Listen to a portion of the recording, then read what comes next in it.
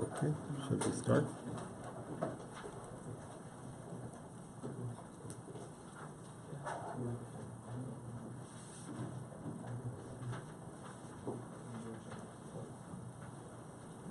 Om Shruti Smriti Purananam Alayam Karunalayam Namami Bhagavat Padam Shankaram Loka Shankaram Shankaram Shankaracharyam Keshavam Badarayanam Sutra Bhashya Kritau Vande Bhagavantau Punah Punah Ishvaro Gururatmeti Murti Veda Vibhagine Vyomavadyapta Dehaya Dakshinamurtaye Namaha Gukarastvandakaro Vai Rukarastvannivartakaha Andakar Nirodhitvat Gururitya Vidhiyate Sadashiva Samarambham Shankaracharya Madhyamam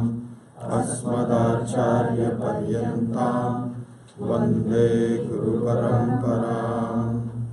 Om Shanno Mitra Shamvarunaha Shanno Bhavat Varyama Shanna Indro Brihaspatihi Shanno Vishnurrukramaha Namo Brahmane Namaste Vayo Tvameva Pratyaksham Brahmasi Tvameva Pratyaksham Brahma Vadishyami Ritam Vadishyami Satyam Vadishyami Tanmamavatu Tadvaktaramavatu Avatu Mam Avatu Vaktaram.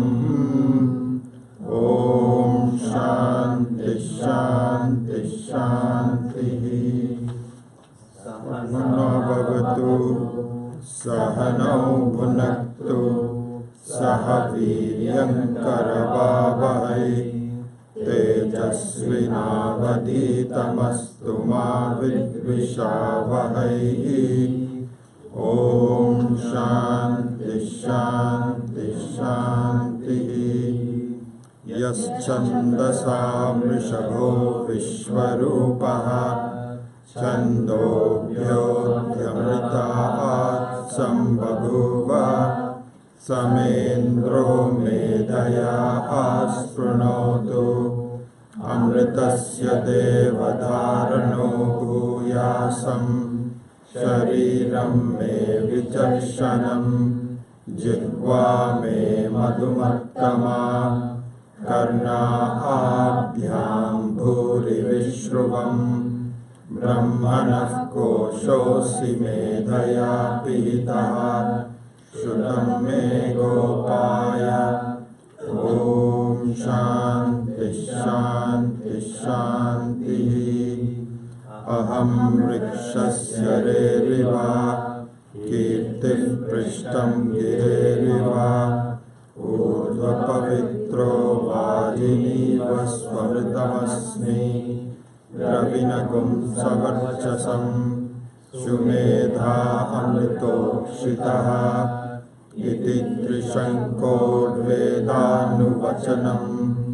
Om Shanti Shanti Shanti. Purnamadah Purnamidam Purnat Purnamudachyate Purnasya Purnamadaya Purnamevavashishyate. Om Shanti Shanti Shanti. व्यायन्तु मम अङ्गानि वाक्प्राणश्चक्षुश्रोत्रमथो बलमिन्द्रियाणि च सर्वाणि सर्वं ब्रह्मोपनिषदं माहं ब्रह्म निराकुर्याम् मा ब्रह्म निराकरोत् अनिराकरणमस्तु अनिराकरणं मे अस्तु तदात्मनि निरतेय उपनिषत्सु धर्मा ते मयि सन्तु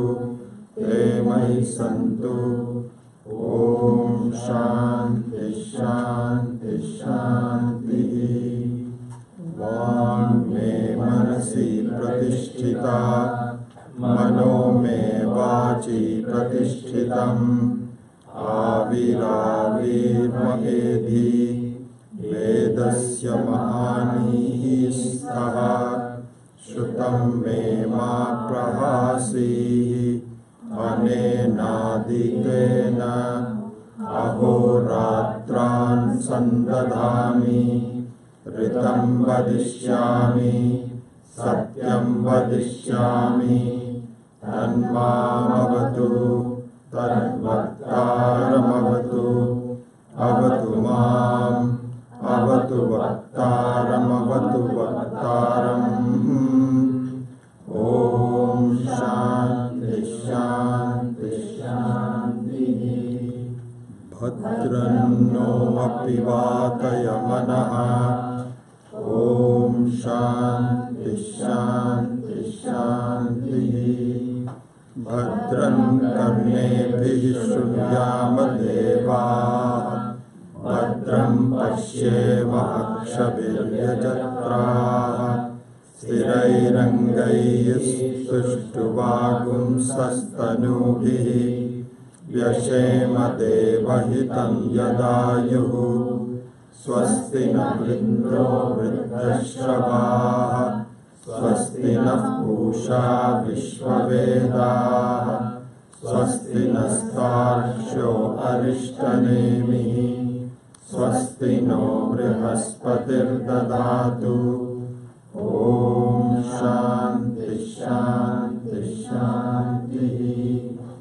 यो ब्रह्माणं विदधाति पूर्वं यो वै वेदांश्च प्रहिणोति तस्मै तं हदेवमात्मगुं प्रकाशम् मुमुक्षुर्वै शरणमहं प्रपद्ये ॐ शान्ति शान्ति शान्तिः।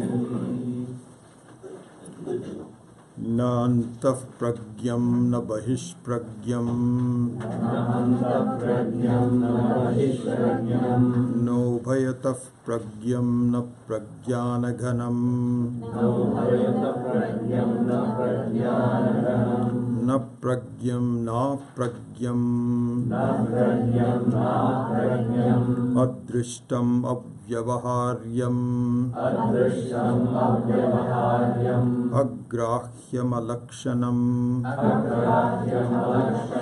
अचिन्त्यम् अव्यपदेश्यम् एकात्मप्रत्ययसारं प्रपञ्चोपशमम् एकात्मप्रत्ययसारं प्रपञ्चोपशमम् शान्तं शिवम् अद्वैतं चतुर्थं मन्यन्ते स आत्मा स विज्ञेयः।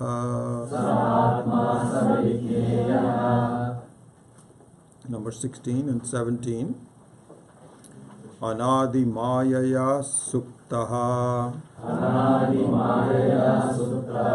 Yada Jivaha Prabudhyate Ajam Anidram Aswapnam Advaitam Buddhyate Tada Prapancho Yadi Vidyeta Nivarteta na samshayaha Maya mat matramidam dvaitam Maya matramidam dvaitam advaitam paramarthataha. advaitam paramarthataha.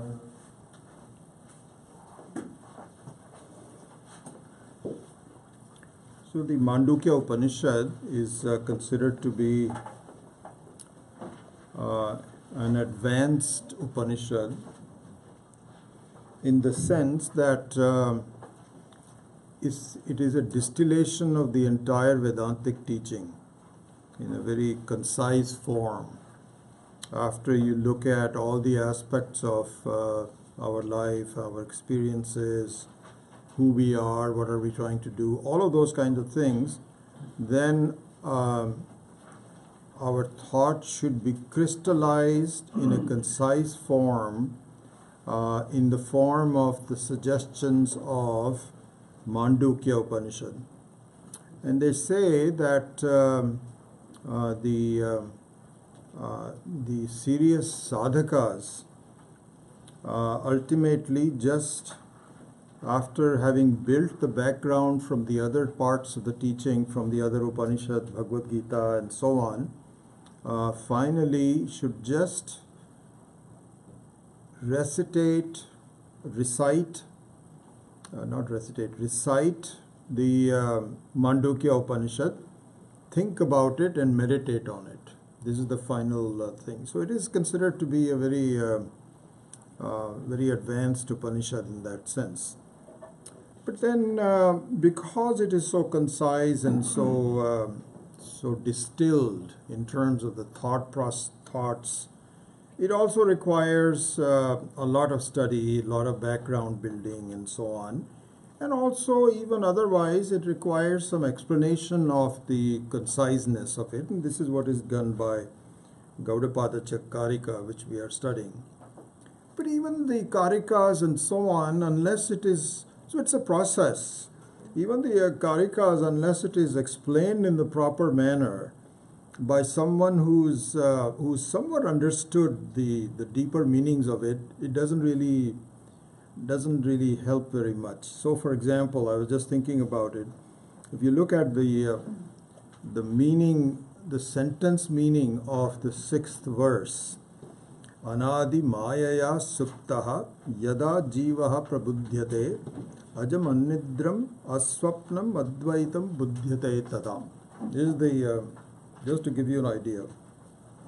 So if you look at the English translation of that, the translator has said, when the individual soul who's asleep, owing to the beginningless Maya, is awakened, he then realizes the unborn, sleepless, dreamless non-duality. This is the translation. And really speaking, the translation is correct. There may be some, we can quibble with some of the words in Old English and New English, but basically the translation is correct. So supposing you're reading this, the question is, what does that do to you? What it really does in the beginning, this is what is called Paroksha Jnanam. So there can be several stages. One could be where you say, what? I don't understand what they're saying. So assuming that we are not at that stage, we have Shraddha, and we have an idea of what the overall vision that the acharyas are conveying to us. And then our next stage is, we look at this and he says, yeah, when the jiva is prabudhyate, when the jiva is awakened, yeah, in the sleep state you don't realize it, but after you wake up you realize it, and then after that the whole thing is gone. Our whole thing is done, not gone, but done. This is how you appreciate it. Then you go on to, okay, I understand that. What's the connection? Let's go to the next one. This is not teaching. This is not teaching. This is not how the Vedanta, this is what the Sampradaya is. And you have to learn from your teachers how to unfold. This is one of the favorite phrases of Swami Dayanandji was unfolding. So in a way, it's like a key of a rahasyam, of some kind of a. Oh, you know Keep what? that on the outside. I think so. Let me know. I think I know what to do. Hold on. Okay. That's why I didn't wear shawls anymore. I just bought this, but now. If you're cold, you can keep it on the outside. Yeah, no, it's okay. I don't need it. It's. So the unfolding is kind of like a key of the secret. It's a very interesting secret it is, honestly. It is the best kept secret. You look at the skill of Ishvara, how this whole creation is made. It's just amazing. That the most important goal in your life is already accomplished, but we don't accept it. We don't accept it. This is the secret, the best kept secret in the whole world, rahasyam. So the teaching methodology means that this has to be slowly unfolded over a period of time with skill, with understanding, with dedication, all of those kinds of things. So I'm just giving you some background to this. So we've already started unfolding this verse, and in fact, I think we've been doing it for a while. We'll probably finish it today. So here, you take out any of the words. The one that we have keyed on out of this verse is the word yada. So just let's just summarize it as an example of the unfolding process. And the unfolding process ultimately results from a paroksha jnanam to an aparoksha jnanam. And here, elsewhere, Swami Maheshananji was saying that just a quick side trip to it, and we'll come back to the word yada. So what happens is that there are two experiences that we have. One is called pratyaksha, and the other one is called paroksha. So the pratyaksha means that it is right in front of you, and all you need to do is to use your sense organs to identify the vastu which is in front of you. This is called pratyaksha. Okay, so that there is a table in front of me, it is pratyaksha. There is nothing more that you need to do. That's it, you're done. Then we have paroksha. So paroksha means that something which is not in front of you, but it is there. Now, the process of understanding a paroksha vastu is first through words, and then through the words grasping the presence of the vastu. And so for we can take an example that supposing you talk about some new town that you need to go, or a new building or something like this. Then some words are used first so that your thinking process is channeled. And then you are following the thinking process and you actually visit it. Okay, so these are the two alternatives, paroksha and pratyaksha. So now, Ishvara, even though it is pratyaksha, is taken to be paroksha. And it is we anticipate it. It's not as though we are foolish or stupidity on our part or anything like this, but this is the way it is. This is the subtlety of Ishvara. So Ishvara is a very interesting way of looking at it. It is almost like there is a person who is right in front of you, which should be pratyaksha, but you do not recognize the identity of the person. You don't recognize the identity of the person. And the identity of the person can be revealed to you through words. A person, but the true identity of the person is not really revealed. The famous example that Swami Dayananji had once given, which I'll repeat, is that one time he was going on a plane from Delhi to Dehradun. There were not that many flights at that time. Now there are more, but he was on a flight, and he was sitting next to a Westerner, turned out to be an Australian.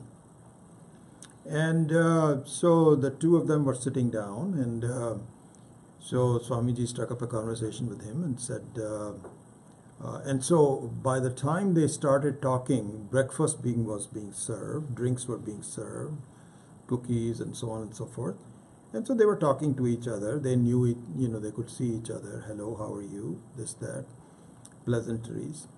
But then Swamiji struck up a conversation and said, where are you going? So he said, I've heard of a Swami, and I'm coming from all the way from Sydney, and I'm really keen to meet with him. So he says, really? That's wonderful. Which Swami? He says, there's one Swami, Dayananda Saraswati. Swamiji said, I was very embarrassed. How should I say that? He says, I am that person. So here, so look at this. So even though Swamiji was pratyaksha, but he was paroksha, because the identity of the person that he was trying to meet was unknown to him. And so there, words are important. So therefore, similarly, is the situation with Ishvara. Exactly the same situation. Ishvara is pratyaksha, but we think of Ishvara, first of all, the first stage is we don't even think about Ishvara. Then the second stage is we want to think about Ishvara, we have Shraddha, and we are serious, and yes, tell me about Ishvara, I believe whatever you're saying, show me the way. At that point, Ishvara is paroksha. Very much like the identity of the person is not known. And then, with the right use of words, the paroksha which is pratyaksha, is turned into a new state, which is called aparoksha. Beautiful word in Vedanta. Just a very wonderful word. So there are three stages of the experience, if you may. Pratyaksha, paroksha, and aparoksha. So the word aparoksha means not away. If it is not away, then it should be pratyaksha. So why are you using a third category?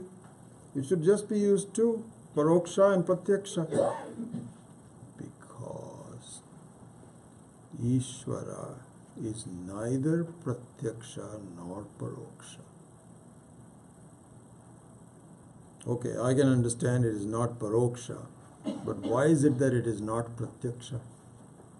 Because Ishvara will not appear in front of you like any other object that you see.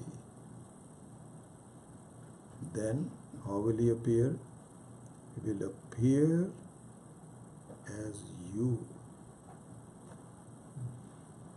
not as this.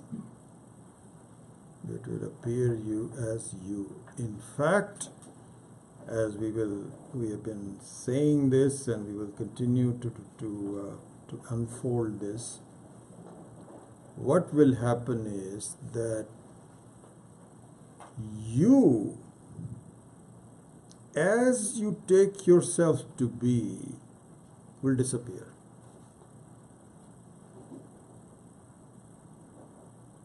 So you, as you take yourself to be now, which is me as a functioning human being, with the body, with the mind, with the speech, with specificity, here I am at this point in time in the form of a functioning, changing, alive human being,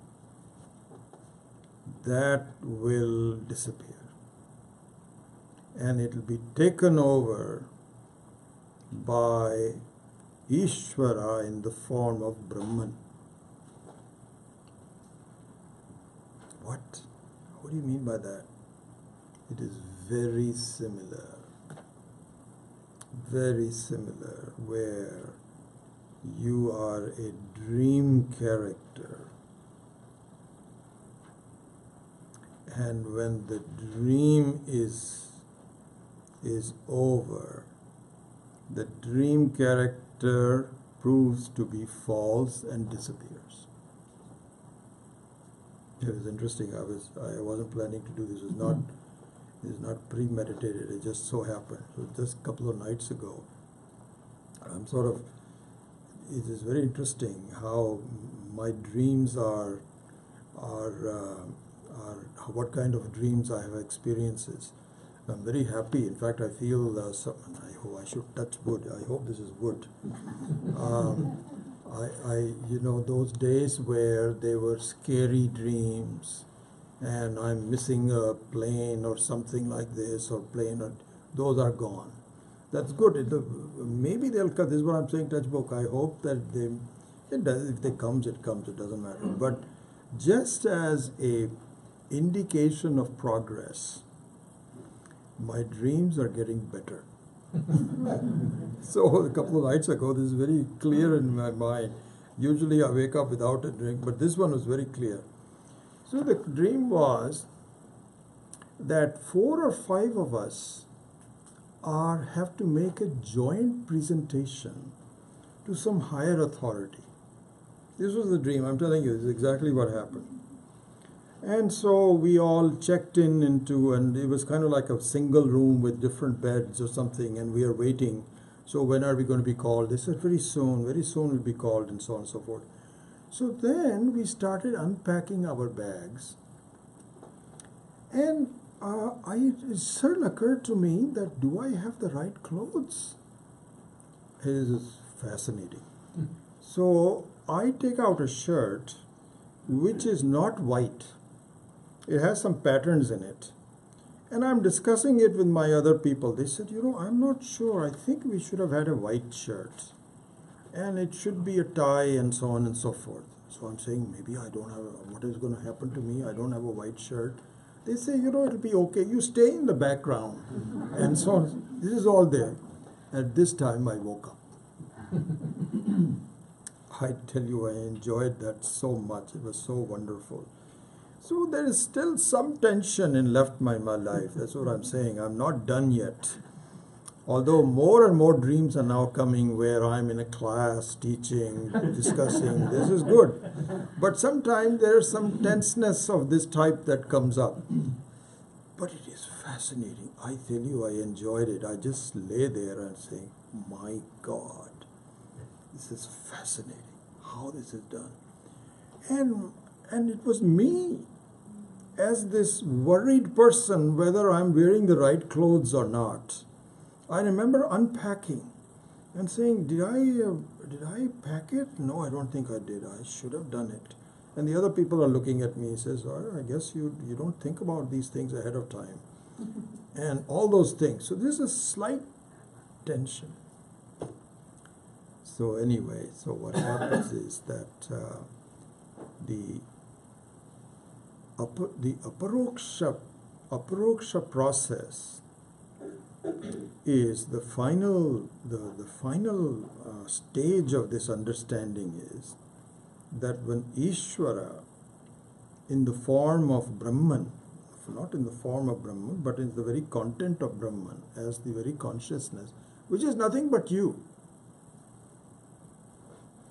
becomes clear, then what happens is that your identity, your conclusion, your what is called in Sanskritam abhimana. Your abhimana means how you take yourself to be. Who do you think you are? That abhimana disappears as a human being.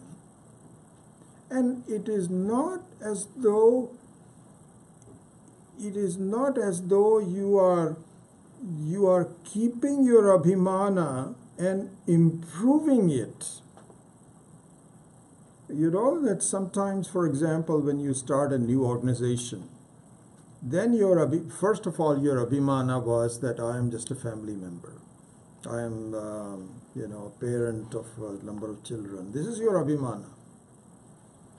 Then supposing you join a larger organization, then that abhimana takes over. Examples are given. So, for example, then you have people who are sacrificing their lives for their countries.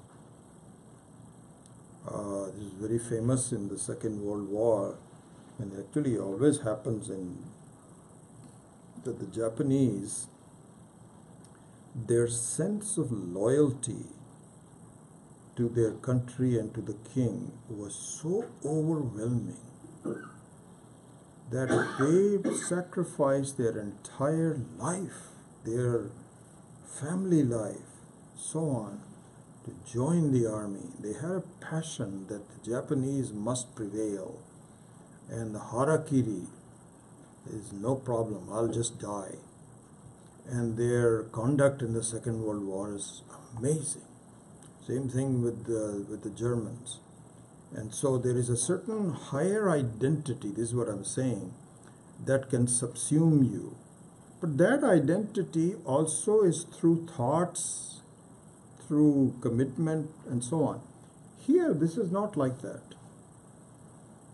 So what happens is there is no other identity that you should take, but you need to give up all the identities. And it will happen. So, for example, going back to the example of the dream, it is not as though you are taking another identity within the dream. You see, that's what I wanted to. I think that's the way I would explain it. In fact, all identities are replaced by something bigger, higher. All thing is gone. And so here, what will happen is that Brahman will your ahankara will disappear, and you will realize that my sense of separation from Ishvara was false, and it will maybe remain as a slight memory. And the only difference would be that in the case of the dream, I struggle to remember some of the details about the dream, because it was, dreams we don't remember very much. It's gone. And I have to think about it, and I can't even hardly think about it. But in the case of the Jivan Mukta, your prarabdha karma will still maintain your previous identity, and you would laugh at it. You would laugh at it, even though you found that all the identities are subsumed with this new one. So, in summary, and I'll come back to that. In summary, the process is that the paroksha vastu, which is Ishvara, is first introduced through words. And the only difference is that unlike a paroksha vastu, like a new town that you need to visit, switches over from paroksha to pratyaksha. Here, the paroksha becomes aparoksha, which becomes you alone. Nothing that you see. You won't see anything, but what you will see is that what my understanding of the outside world is not really true. Just like when you wake up from the dream, it is not true at all. So therefore, now to close the loop, the process of teaching is where the words are unfolded in a manner which improves your understanding of the aparoksha vastu. So with that, let us revisit the word yada, which we have explained in the last couple of classes, and we'll summarize it and then move on. So yada, our obvious understanding of the word yada, which means when. So whenever you say when, what do you think about? You think about a point in time. That's how you think about it. A point in time is not the meaning that is being conveyed here. This is what live teaching is, the informed teaching. This is the unfolding that has to occur. This is all I'm saying is that it is not like just you read a sentence, you go on, but you have to really unfold it in a manner it should be done and then to think about it. So yada normally means a point in time. Here it just doesn't mean that. It means that when the jiva is awakened to the fact that all time disappears into timelessness. And this comes from understanding it, because unlike the dream, which is a little sample given by Ishvara for you to see an example, but there the whole dream disappears and it's easy to see that it's gone. The dream time becomes non-dream time. It becomes, we don't know how long it was. It appears to be very long sometimes. If it is having a nightmare, it appears for a long time. Just like anything else, if you're having a nice dream, then it happens to very quickly. But whatever time it is not real time, it goes. So there it is easy to see. But here, the understanding would be where you still have an appearance of time, but within that you have to see timelessness.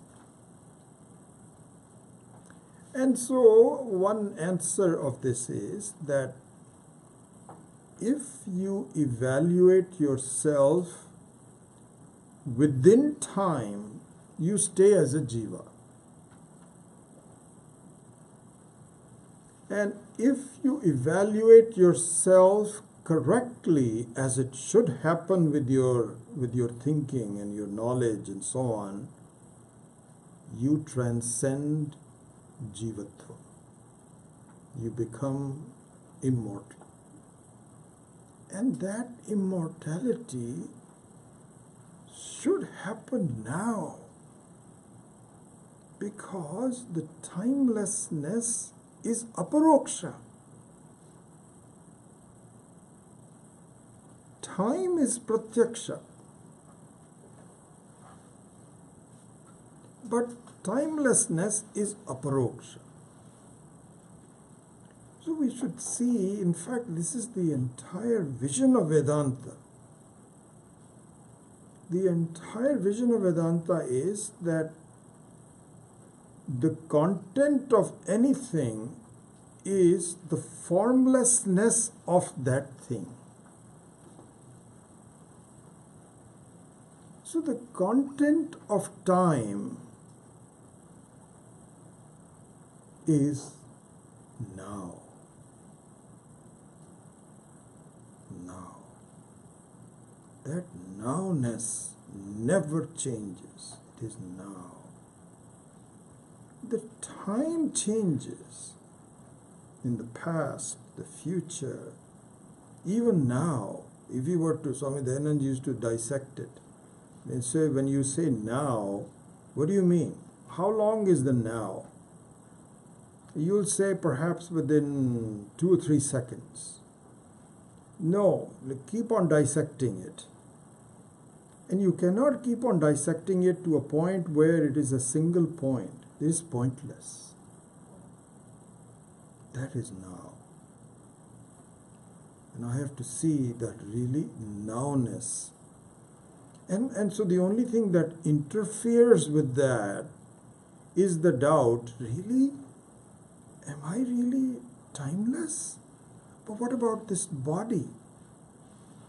Immediately some doubts will come in to interrupt, to sully the purity of that. But that just needs to be answered with answers to the doubts.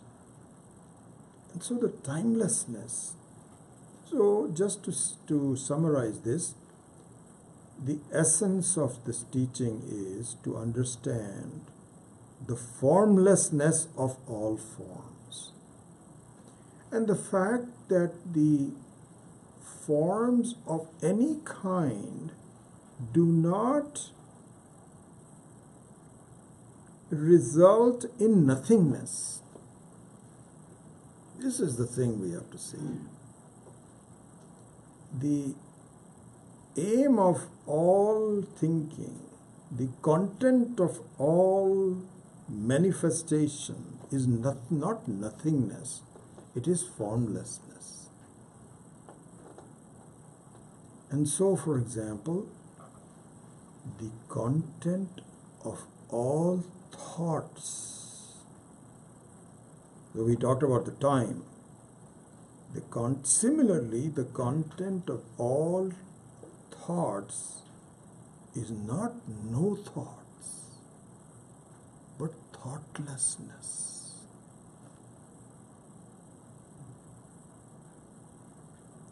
The content of all spatial specificity is non-specificity.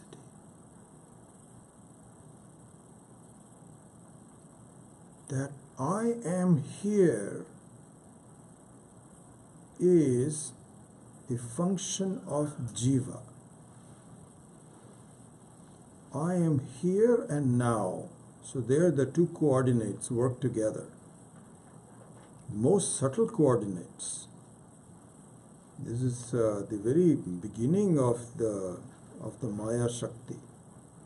That the time and the space together make me a specific jiva. And the content of the specific jiva, no matter how you look at it, either from a time or a spatial standpoint, is formlessness. Ishavasyam idam sarvam yat kinchit jagatyam jagat. So my understanding is correct when I see that I'm just thinking of myself here, now, at this point, at this time. Then if you want to extend that to the third element of that, is that not only do I think about myself at this time and this space, but in the following form, by this form. Whatever your form is, whatever your age is, whatever the stage is of your life. This is how you think about it. So this is what is called parichinnatvam. Parichinnatvam means that your whole conclusion is with respect to a particular form. You think of yourself as a pratyaksha, but in fact, you are the content of all three of them without any form. And it's the same person. This is why, so there, for example, Satyam, Jnanam, and Anantam is that formless entity that you are, where you do not have any parichinnatvam with respect to time. Any parichinnatvam means to the very limitedness, specificity. So you don't have any specificity with respect to time, with respect to space, or with respect to being a vastu, having a particular form. Those are all superimposed on your own reality, just like a dream is superimposed upon your reality. And when you see this, when you see this fact, then you cross over from becoming, from being from being a jiva to understanding yourself as being non-separate from Ishvara. Because this is Ishvara's glory, it is not your glory. It is Ishvara's glory that the content of all parichinnatvam is aparichinnatvam. Satyam Jnanam Anantam. Any kind of limitation results in a non-limitation. And this is given as an example in deep sleep. Beautiful. In deep sleep, this is given as a little sample for you to taste. Just like you go to these farmers markets and you're given a little sample to taste. And then you have to get the whole thing.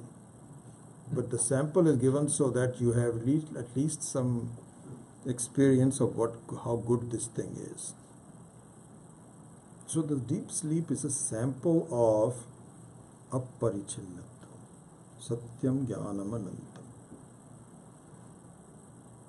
But this game of Ishvara is something where you now have to deserve the understanding of this aparichinnatvam. So now you can see the word yada. So the meaning of the word yada is not a point in time, but it means that at the stage where you see that time is a mithya, whose content is Brahma, Chaitana. At that stage, you are free from being a captive of time.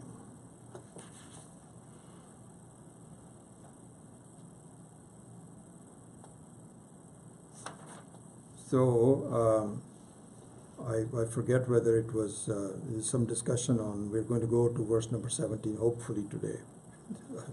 I think we've been doing 16 for a long time. But it's a very interesting thing, just think about it this today. So, so I'll actually borrow some of the ideas from 17 to complete this thought. So, here's how it is. The conclusion that you are a limited being under the spell of time, there is no reality to it except the reality that you give it.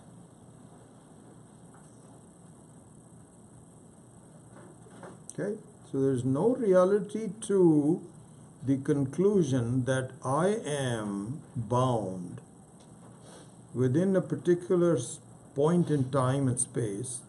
There's no reality to it. But you are the one, as the Chetana Vastu, that gives it the reality. Here an example is given, very beautiful example, really. I mean, these are all just play of words, but I think the way the masters, Swami Maheshanji had given this explanation, and it really gives a new way of looking at things. So here, let's look at it. Swamiji said, look at, a baby is born. Jiva is born. Takes on a new identity in this life. Baby. 9 inches, 1 foot maybe. Weighs about 7 ounces. This is the baby. Now that baby, which was 1 foot, has become 6 feet and weighs 200 pounds. Okay? And now, so here's the thing. The baby has disappeared. You can only take pictures and show him. This is what happens to the, this is very fascinating things. You show pictures to children that are grown up and they're saying, is that me? Was I a baby? You say, yep, that's you. Oh, wow, how cute I looked. So wonderful. And so that baby is only in pictures. It has disappeared. See? Has disappeared. Okay, forget about the baby. What if we see the starting point to be, I don't know, we all have memories going back to different ages, but let's say 4-year-old. By 3 or 4-year-old, now you do have a memory. Because I remember the time, I was telling you this, when I was first sent to the kindergarten school and my mother left me. And those feeling that I am alone, my mom is not here, who are these people? What's going to happen to me is still very fresh in my mind. So that memory, that person who was 4-year-old is no longer there, disappeared. But you know what? There is something which associates that 4-year-old to who I am. So you look at the logic of this. Examine the logic. That 4-year-old is no longer there. But the linking that the 4-year-old was none other than me is still there. And in fact, this is what happens. Throughout our lives, we say, when I was 12, when I was 15, then I went to college, then I was married, then this happened. This entire linking, because all the stages of your life keeps on disappearing. They're no longer there, except in pictures. But you have a firm conclusion. This is me. This is who I was in the old time. Who does that? Who gives that reality? You, the Chetana Vastu.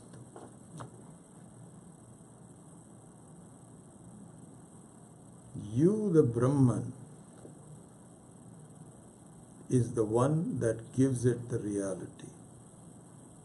So the source of reality, is you. You are the one that is giving the reality to a certain conclusion. So the conclusion itself has no reality. But you are the reality. So this will be explained a little bit more.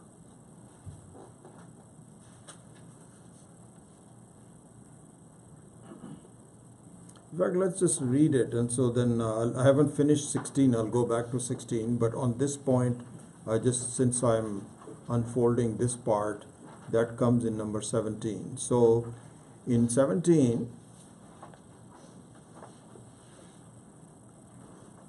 prapanchaha yadi vidyeta nivartetana samshayaha maya matram idam dvaitam advaitam paramarthataha. So if you look at the English translation of it, this prapancha, which is the projected creation, were really existing, it would continue to be, no doubt. But this duality is just an appearance. Don't like the word illusion. That's a separate thing altogether. But appearance is a good word. That duality is just Maya, which is an appearance, and there is only non-duality in reality. There's a lot of, I think we'll have to change some of the words, but so look at the Sanskritam for this. Maya matram idam dvaitam advaitam paramarthataha.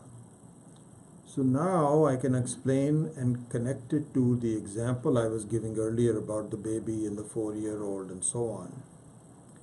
And really speaking, paramarthataha means, paramartha here means Brahman, Ishvara, which is the ultimate reality and which is you. Is none other than you. This is why you are giving reality to something that doesn't exist. You are giving reality to the fact that you are a baby. Because the reality to the fact that you are a baby is not harmless. It is very harmful. You know why it is harmful? Because that is the very seed of your conclusion that I am only this much. I have only this many more years to live. The fact that you understand that you were the baby is also giving you the conclusion that I have only little time to live. To this linear conclusion that I'm born at a certain time and I'm going to die at a certain time is the reality you are giving. There's no other reality to it. You see, this is the thing. Understand this. There's no other reality to it. You are if the wave is changing and you think that you are just the wave, there's no reality to the wave. The only reality to the wave is the water. So similarly, you are the reality. Paramarthataha. Maya matramidam dvaitam.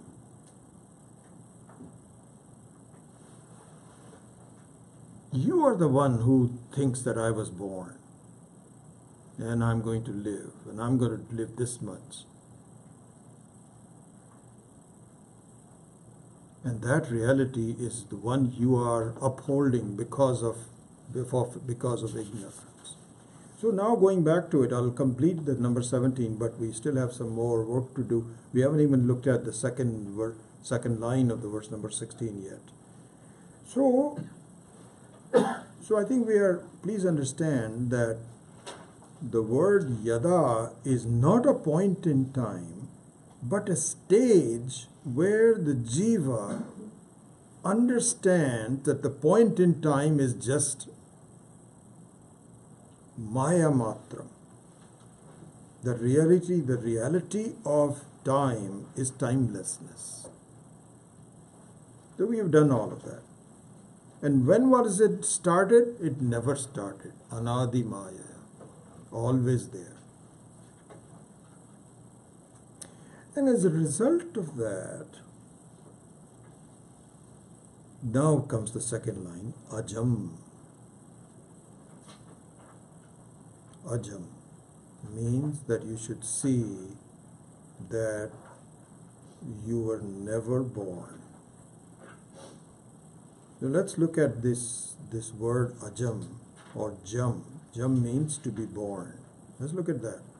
Let's examine that for a minute. So what is janma? What is jam? Janma means birth. What is it? What does that mean? What it means is an appreciation that at one time something is not there and at the next moment it is there. This is janma. This is how you define janma, isn't it? This is the airtight definition of birth. And can be a birth of anything. Can be a birth of a wave in an ocean. Or it could be the birth of a baby. But in any case, or the formation of a fetus, when the woman finds out that she's pregnant, there is some confirmation of that. And then through all these modern instruments, which I don't understand, you can actually see the formation of the fetus in the womb of the mother. So there is some knowledge, some awareness that there is a change in state that occurs by not being there one time and being there the very next time. This is what janma is. This is the definition. So now the question is, when were you born? How will you know that the consciousness is born? The only way you will know, because we say that you are formless consciousness, satyam jnanam anantam, aparoksha jnanam. This is what we say. So you have to follow the entire definition. This is what we say. So the question is, how are we going to find out the birth of this satyam jnanam anantam? Because one of the things that is something you should appreciate is that Vedanta is very specific to pramanam.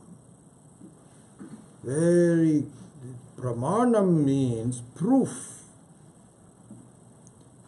Everything has to have proof. We do not accept anything without proof.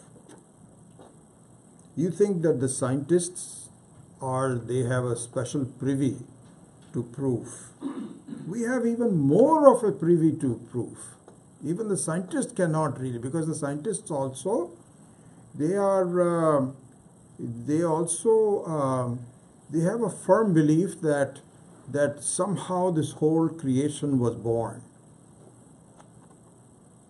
And so that belief has no proof to it. So they also are ultimately proofless, but not Vedanta.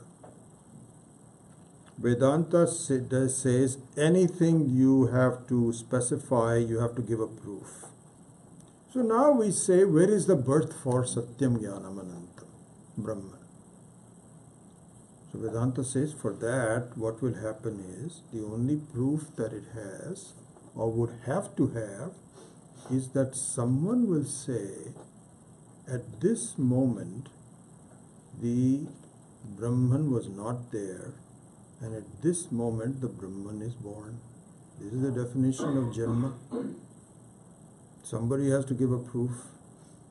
Now, in the case of your mom and dad, they can see that there was a fetus born on such and such day, and this is how the baby completed the 9 months and it became a baby. So there is a proof for it. All that is there. But we are talking about a jiva. We are not talking about Brahman. So someone would have to specify that the Brahman was born. Only then we will say Brahman, which is the very form of Ishvara, which is Atma, is born. We can't say that. Why can't we say that? Because there needs to be someone who is also another consciousness will say, I saw consciousness being born. That doesn't happen. So really speaking, believe it or not, we are, but to have a conclusion which is not valid is possible. This is how the whole creation is. Pratiti matram, maya matram. You can keep on believing that there are certain things without requiring the proof for it. That is possible. And so, you keep on believing that I was born on a particular day. But really, this is aviveka. This is not discrimination. You should be talking about, I as a baby was born. Fine, we accept it. You cannot say that I was born. Cannot say that. Why can't we say that? Because this is just an assumption that you have. You're clinging on to it in a irrational clinging on to it. It's called irrational clinging. That's it. And the moment you find, my goodness, I cannot believe it, because our minds cannot comprehend that I can be ajanma, ajam. But the moment you see that possibility, this is what the teaching has to really do, is to develop that possibility so that you have a better understanding. You accept it for who you are. And that ajam is timeless. So this is you can see the linking of the first line to the second line. Anadi mayaya suptaha yada jivaha prabudyate ajam. Anidram. Anidram means that just like you, now is no longer a kind of a make-believe, because Ishvara has given you the ultimate make-believe, which is swapna. Ultimate. Yeah, I mean, here I am, I'm, a Vedanta teacher, and this, that, or the other. I'm supposed to be a follower of truth. I can have a dream where I'm not wearing the right shirt. Amazing. It really brought a smile to my lips when I woke up. I said, wow. This is the ultimate make-believe. It's possible. This is what is called anidram. Anidram means that nothing, it is no make-believe there. Not possible. So, anajam, anidram, aswapnam. Anidram here, aswapnam is already there. So, anidram here means one which is devoid of any ignorance whatsoever. Because in nidra, in deep sleep, even though you are very close to Brahman, you are ignorant of the fact that you are Brahman. So that is the ignorance that envelops you. It's total darkness. Who you are, you have no idea. So that doesn't happen. So ajam, anidram, aswapnam, advaitam, and therefore advaitam. Advaitam means that there is only one reality. So advaitam doesn't mean, this is a huge topic. Let's see. This really comes in more on 17th, but I'll just briefly mention it. Advaitam doesn't mean the absence of Dvaitam, of duality. So this is a very, very big thing we should see amongst our hang-ups, our favorite hang-ups. So one of the favorite hang-ups is that how can I be timeless? This is one of the hang-ups. So all these are hang-ups. These are perceptions that have no reality to it. We just hang on to it. This is one hang-up. Another hang-up is that, yes, I am living in a jagat of Dvaitam. What does it mean? That means I find that situations and people are limiting me. Other people are bothering me. And situations are bothering me. This is the assumption I have. And so therefore I extend it to say that if I removed all situations that bother me, remove all the people that bother me, then I will be okay. And in fact, this is the very basis of meditation and yoga. Meditation is that, in fact, the entire teaching of Patanjali is Chitta Vritti Nirodha. You remove all thoughts. Your thought comes in that those people, that person is really bothering me.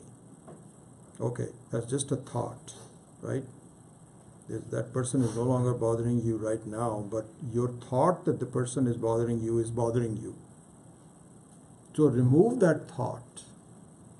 And so you go through a lot of stages for it, and then slowly you just do samadhi. And in samadhi you are just looking at yourself and no one is there. And you love it. You love it because nothing bothers you at this point. You feel, wow, this is me. This is wonderful.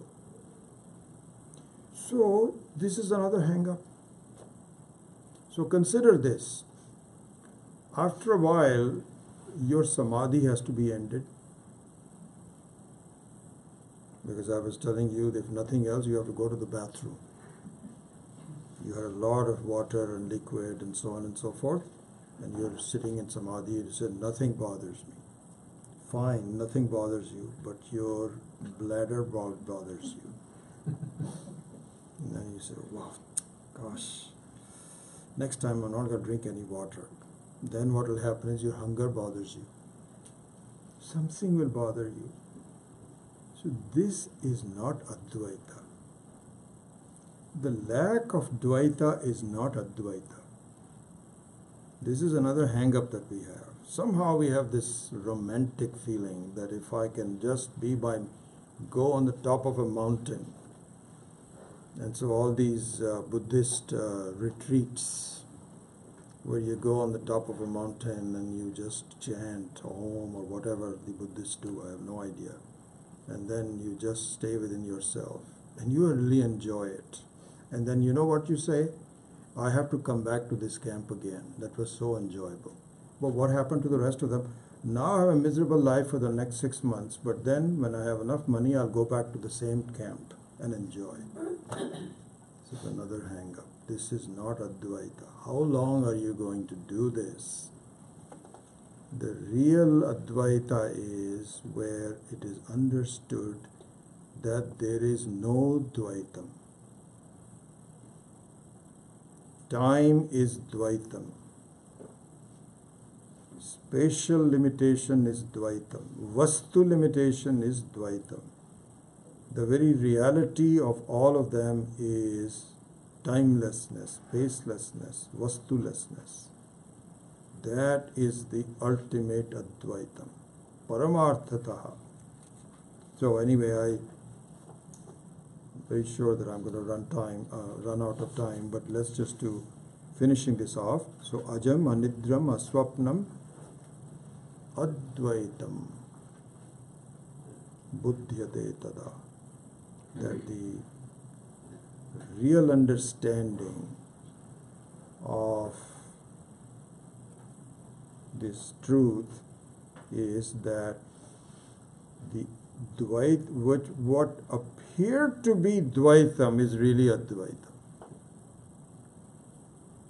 what appeared to be different waves of the ocean are really nothing but the very expressions of the reality of the water, which is there's no Dvaitam in an ocean. There's no Dvaitam. There's only Advaitam. And the various waves are simply nothing but the expression of the same Advaitam. They are different level of reality. You cannot say there is Dvaitam and there is Advaitam. You cannot say that, because the Advaitam it's like saying that that dreams bother me. They have an interesting play. But really speaking, there's not the same level of reality as being awake. Gone. So, Advaitam buddhyate tada. And this is explained a little bit more detail on the 17, which we'll do next time. So, even though I think we've already taken a step towards it, then I think what I was thinking of doing is continuing on with verse number 18 also. So might take another class or so. Then we will revise all we have done before in a short form. I think I'm beginning to think that becomes very useful. You have to go back and then summarize, and then we will summarize from the very first verse of the Upanishad itself, and do the Karika also up to number 18. That might take several classes, so it's not going to be happening in one class, but we will do that. Then we will pause and go to the next verse of the Upanishad. So we have only been doing up to number 7, which is na antah pragyam, na bahish pragyam, and so on. And after that, revision, which will start hopefully maybe not next time, but the class after next, and then we'll take several classes to revise it. Then we will go to number 8, Saha Ayamatma Adhyaksha Omkara, etc. So this is getting prepared. Om Swasti Paripalayantam Nyayena Margena Mahim Mahisha Gobhyam Manebhya Shubhavastu Nityam Loka Samastha Sukhino Bhavantu Kale Varshatu Parjanyaha Prithvi Sasya Shalini Desho Yam Shobharahitaha Brahmana Santu Nirbhayaha Sarve Bhavantu Sukhinah Sarve Santu Niramayah Sarve Bhadrani Pashyantu Ma Kaschid Dukhabhag Bhavet Asato Ma Sadgamaya Tamaso Ma Jyotirgamaya Mrityo Ma Amritam Gamaya Om Purnamadah Purnamitam Purnat Purnamudachyate Purnasya Purnamadaya Purnamevavashishyate. Om Shanti Shanti Shanti. Hari Om Shri Guru